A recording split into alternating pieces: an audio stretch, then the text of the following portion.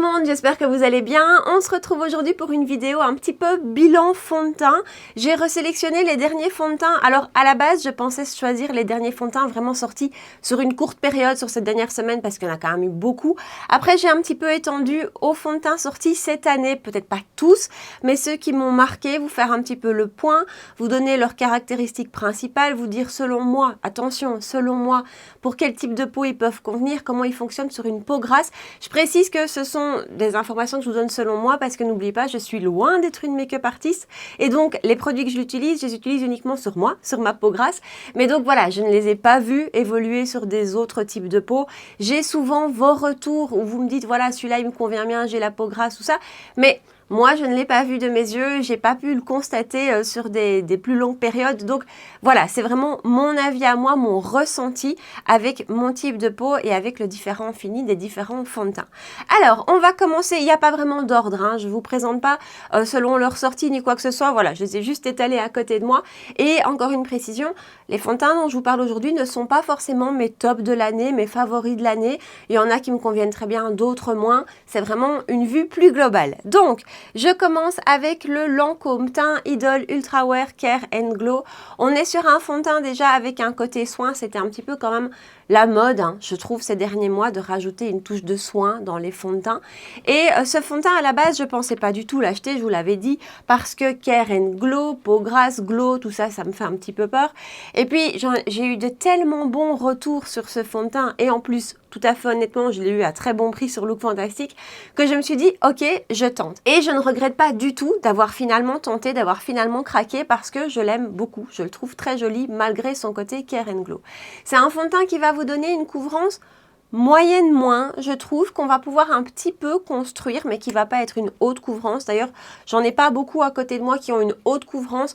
On est, je trouve, de nouveau dans cette mode un petit peu de un fond de teint infusé de soin et deux, on n'est plus trop sur des fonds de teint à haute couvrance, on est toujours sur des rendus un petit peu naturels, je trouve.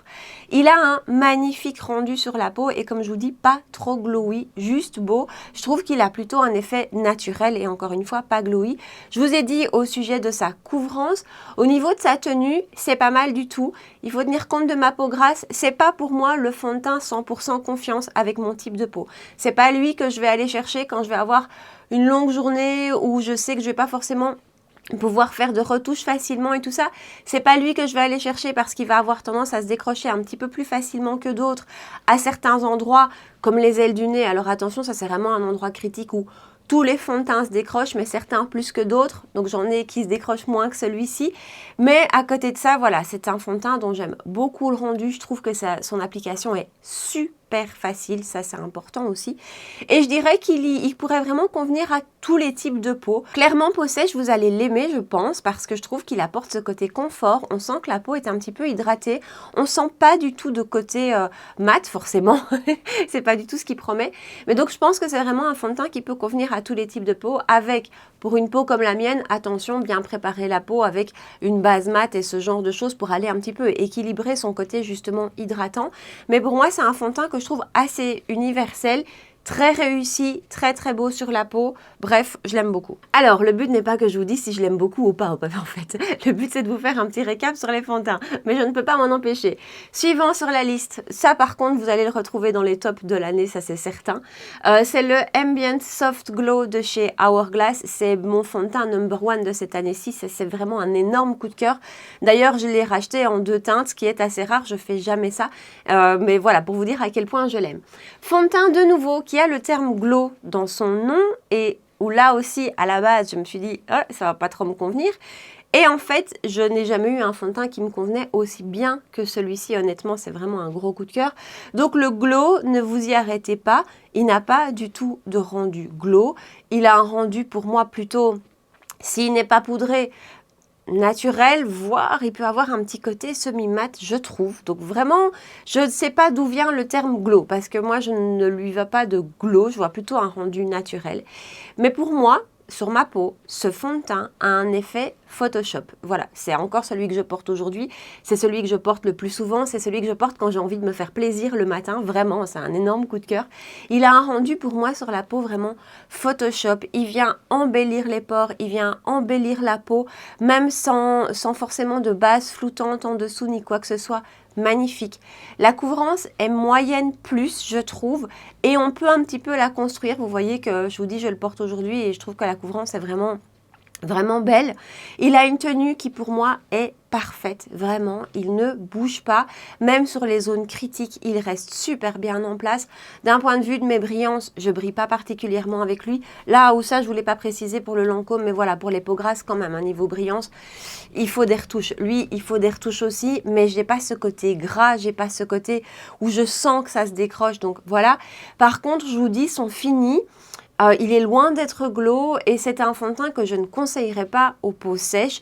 Je dirais que c'est plutôt un fond de teint qui va convenir aux peaux normales à grasse et avec encore, si vous avez une peau normale avec peut-être des petites zones de sécheresse, bien hydrater la peau avant parce que voilà, pour moi, il a plus quand même un petit peu ce rendu presque semi-mat quand même. Hein. Donc voilà, mais pour mon type de peau, moi je vous dis, ça a été voilà, c'était un gros coup de cœur. Donc ce fond de teint est sublime avec une excellente tenue, une très belle couvrance, un bel effet sur la peau. Enfin, voilà, il est canon. Alors le HD Skin de chez Make Up For Ever, jusqu'à la sortie du Hourglass, je pense que c'était vraiment un de mes favoris de cette année. Je l'ai beaucoup aimé, je l'aime beaucoup. Je l'ai encore ressorti ces derniers jours. Je les ressors un petit peu tous tout le temps. Hein. J'essaye de les faire tourner, de les revoir un petit peu comment ils fonctionnent. Donc je l'ai ressorti récemment et si je dois le comparer au Hourglass, il a une moins bonne tenue sur moi quand même que le Hourglass. Après, c'est un fond de teint qui lui aussi, je trouve, a un très beau rendu sur la peau, un petit peu perfecteur comme ça, qui va vraiment rendre une très jolie peau. On est sur une couvrance pour moi un petit peu moindre de celle du Hourglass, une couvrance moyenne, qu'on peut elle aussi clairement moduler, vraiment. Je vous dis, la tenue est bonne, elle n'est pas très très bonne, mais elle est vraiment quand même bonne. Et il a un rendu, il a un fini que je trouve là aussi, lui, naturel. On n'est pas dans du glow et on n'est pas non plus dans du mat. Il a un très beau rendu. Pour moi, c'est un super beau fond de teint de tous les jours, vraiment. C'est le fond de teint facile de tous les jours qui s'applique là, lui aussi, très facilement, qui s'étire très facilement. Il est très très beau. Et d'un point de vue des peaux, je pense que c'est un fond de teint qui peut convenir à tous les types de peau là aussi, avec pour les peaux grasses comme la mienne, bien faire attention à plus poudré parce que voilà, lui aussi niveau brillance, fin de journée, je brille plus qu'avec le Hourglass clairement, mais pour tous les autres types de peau, je pense qu'il peut convenir parce que c'est vraiment un fond de teint facile, très bien équilibré et qui n'est pas trop dans les extrêmes. Il n'est pas trop glowy, il n'est pas trop mat, il n'est pas trop couvrant, il est facile ce fond de teint pour tous les jours, donc voilà, très chouette aussi. Le All Hours de Yves Saint Laurent, le All Hours Foundation mat lumineux. Je pense que c'est un de ceux que j'ai le moins aimé cette année et pourtant j'aime beaucoup les produits teints chez Yves Saint Laurent, mais lui m'a un petit peu déçu. Il a une couvrance que je dirais légère plus, moyenne moins, voilà, par là. Il a une tenue qui sur moi n'est pas bonne du tout, donc je trouve que c'est un fond de teint qui ne tient pas en place, qui se décroche et qui fait des effets de matière. Donc pour moi ça c'est vraiment son bémol. Il a un fini, alors ils disent mat lumineux.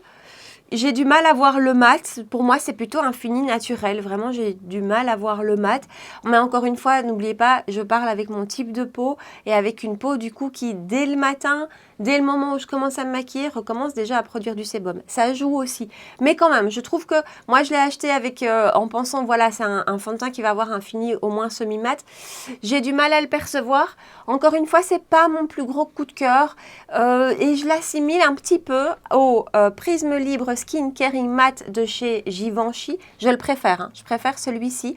On est, je trouve, sur un petit peu le même type de couvrance au niveau des deux qui sont ici. Le Givenchy a un fini que je trouve légèrement plus mat que celui-ci. Légèrement, hein. On parle pas, faut pas du tout avoir peur pour les peaux sèches. Hein. On parle pas de fond de teint mat. Hein. On parle vraiment de légèrement ici. On est plus sur du semi-mat. Il est très joli sur la peau lui aussi. Il a une meilleure tenue pour moi que le Yves Saint Laurent. Et lui est infusé de soins. Attention que je ne sais plus ce qu'il en est pour le All Hours. Donc je vous dis, je ne sais plus. Je ne sais plus si dans le Yves Saint Laurent il y a du soin aussi. En tout cas celui-ci oui. À choisir, je préfère le Givenchy d'un point de vue tenue, d'un point de vue confiance. Après niveau couvrance, je trouve qu'il se ressemble assez. Et au niveau fini, celui-ci est un petit peu plus mat. Je ne sais pas pourquoi dans ma tête, je les associe tous les deux un petit peu. Alors lui ici, le Yves Saint Laurent, je dirais il va convenir aux peaux sèches à normal, voire mixte. Peut-être pas plus parce que je vous dis sur moi, c'était vraiment pas une réussite.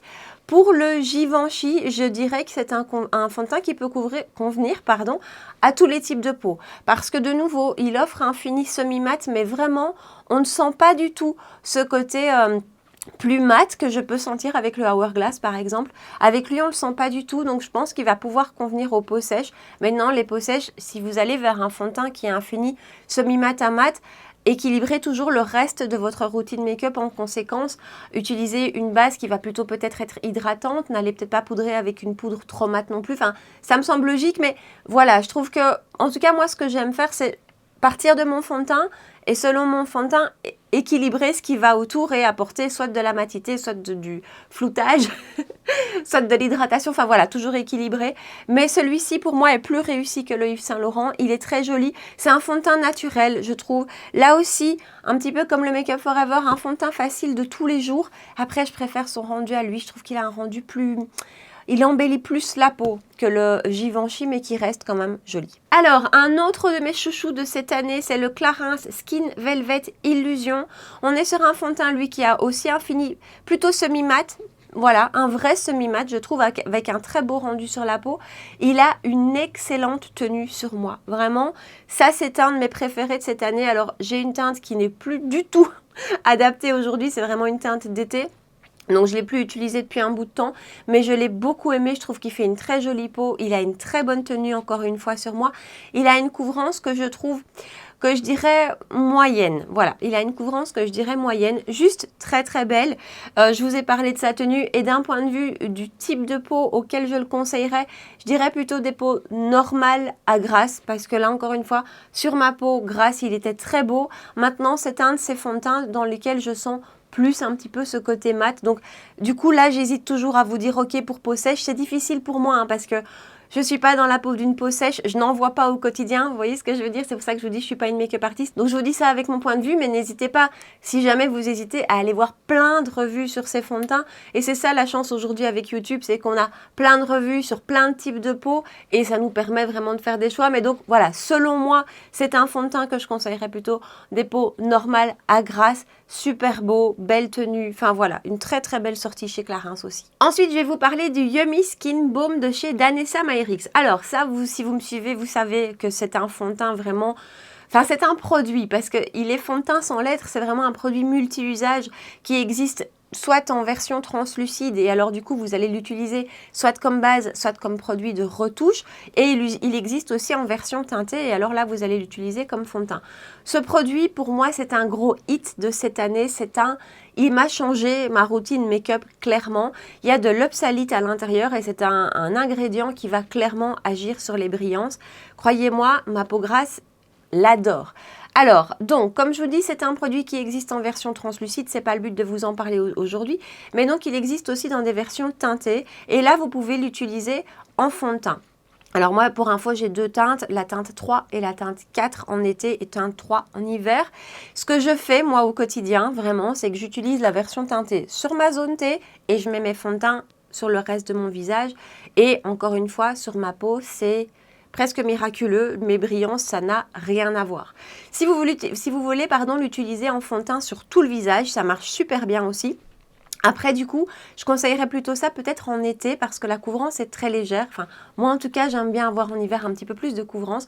Donc, la couvrance sur le visage est très légère. On est plutôt sur quelque chose qui va unifier le teint, qui va aussi apporter un côté floutant, donc ça va venir flouter les pores, un petit peu lisser les pores, unifier le teint, mais vous n'allez pas avoir de couvrance, je trouve. On n'a pas un rendu comme j'ai ici avec le Hourglass.